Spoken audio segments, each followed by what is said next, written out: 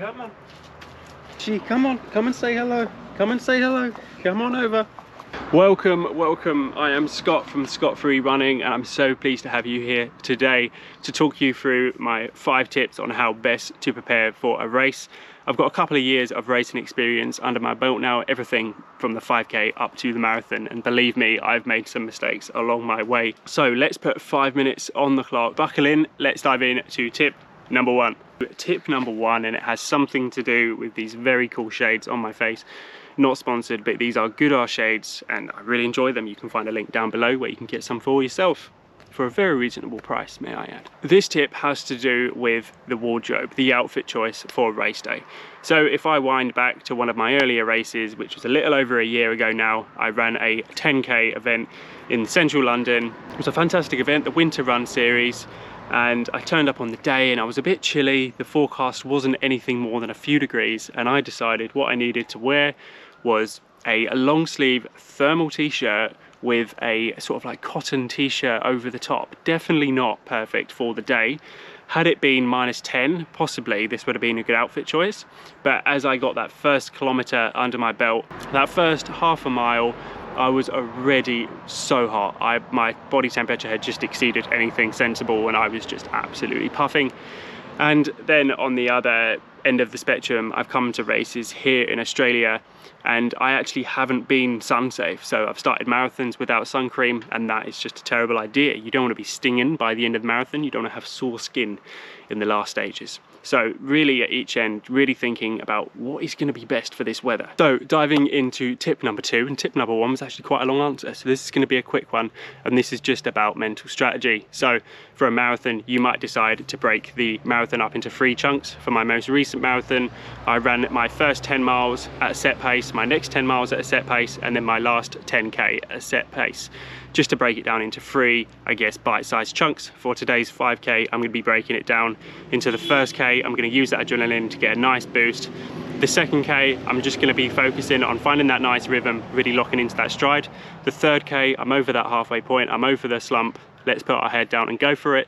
4th K, come on, it's a victory lap. We're about to hear the bell and go for that final push. And then the last K, come on, that is where you get your head down and you do the work. Had I not prepared myself for those first 5Ks, those first 5 chunks, I'm not really sure that I would be able to just grit my teeth and really push it as hard as I could have had I broken it down. Tip number 2, break it into bite-sized chunks. And tip number 3 is all about hydration. So I've been working with the guys at Bix recently to really up my hydration game and using their electrolyte tablets, which I've got here in grape flavor, absolutely delicious. I've really been able just to prepare my body and just to really make sure that I am ready to go when that gun goes off. My electrolyte stores are going to be up in combination with those crucial carbohydrates that I'm going to be picking up from my vegan diet. Just absolutely going to be ready to fly. And had I not got my hydration in check, had I just been drinking water, I would have been missing out on all of that sodium that is so crucial in any event. Let's face it, running requires a lot of energy and you've got to put good fuel on that fire for it to burn strong. Cheers guys. Tip number 4, a quick and easy one for you all to do right now.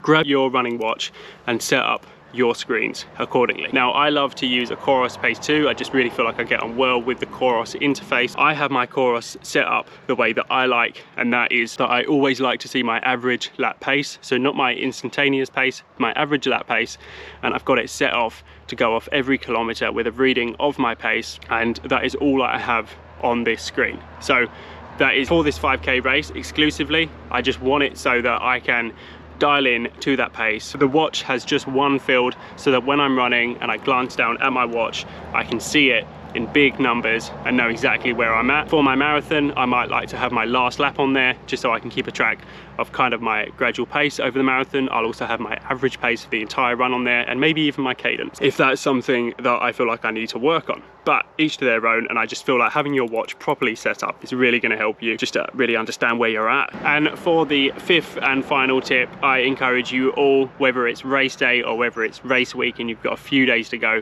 just give yourself a bit of downtime. Earlier on this week, I grabbed the wetsuit out of the shed and I went out on the boogie boards and just gave myself just a really nice bit of time to relax and to enjoy the waves. Obviously avoid getting dunked and hurt, but just took it really easy out on the water, and this just really gave me time to just ease my mind and to really focus in on my race plan. Now that is all for today's video. I really appreciate you all staying along till the end. Before we sign off today, one last bonus tip, and this one I learned from Ben is Running here on YouTube. The man needs no introduction, but of course his channel is linked below. This trick is all about popping your racing vest, your singlet, your whatever you're wearing on race day that you need to put a bib onto with clips. Put it over your steering wheel, of course, just the front layer, and just go ahead and clip your bib on accordingly. It's so much easier than just doing it walking around or on a bench or anything like that. So hope that helps, guys. Let me know down in the comments what you found most useful in this video. See you in the next one.